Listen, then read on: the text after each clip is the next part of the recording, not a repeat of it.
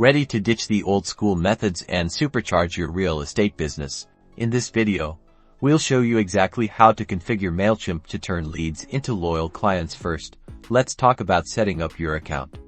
Go to Mailchimp and select free or paid plan based on your needs. Next, it's time to organize your contacts. Click on the Audience tab, then All Contacts and Import Contacts. You can upload a CSV file or integrate with your existing CRM. Make sure to tag your contacts based on their interests, like first-time homebuyers or luxury market. Now for the fun part, creating your first campaign.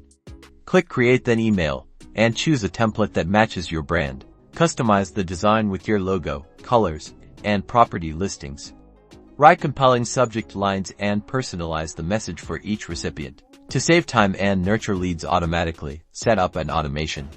Create a welcome series for new subscribers or a follow-up sequence after an open house. Finally, track your results. Mailchimp's analytics show you open rates, click-through rates, and what's working best. So, start using Mailchimp today and watch your real estate business grow. Don't forget to like and subscribe for more real estate tech tips. #email marketing, #real estate tech.